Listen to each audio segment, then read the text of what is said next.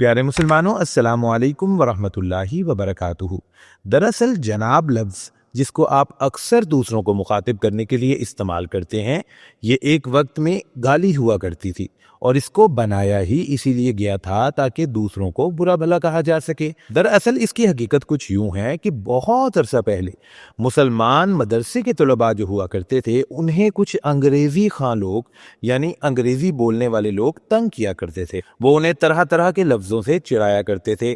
مثال کے طور پر عربی پڑھنے والے طالب علموں کو وہ قربانی کا میڈھا کہا کرتے تھے، اور اسی طرح کبھی کچھ کہتے، جس کی وجہ سے دینی مدارس کے طلباء تنگ آ گئے۔ اب انہوں نے سوچا کہ بھائی کیا کیا جائے۔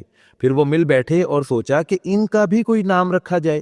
پھر مشورہ یہ ہوا کہ کیوں نہ ان کی خصوصیات گنی جائیں، یعنی ان میں کون کون سی خصوصیات ہیں۔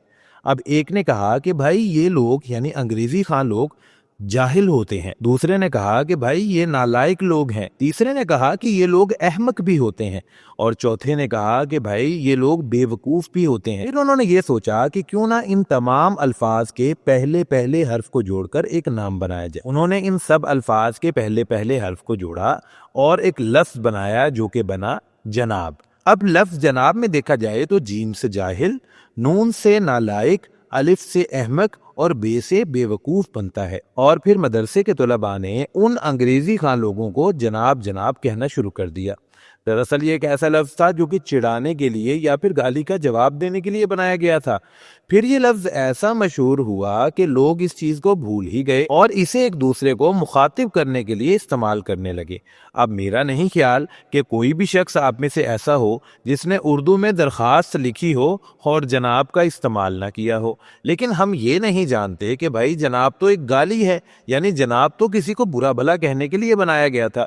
پیارے مسلمانوں، ہم جو بھی کام کریں تو ہمیں ایک مرتبہ سوچنا ضرور چاہیے کہ جو ہم کام کر رہے ہیں یہ کیوں کر رہے ہیں، اس کی وجہ کیا ہے، یا اگر کوئی عمل ہم ایسا کر رہے ہیں کہ جس کی وجہ ہمیں نہیں معلوم، تو ہمیں کوشش کرنی چاہیے کہ کم سے کم اس کی وجہ تو ہمیں پتہ چلے تاکہ ہم ہر طرح کے غلط کام سے بچ سکیں۔ اللہ پاک ہم سب کے حامی و ناصر ہوں اور ہمیں یہ توفیق عطا فرمائیں کہ ہم دین اسلام پر اپنی زندگی گزار سکیں۔ آمین ثم آمین۔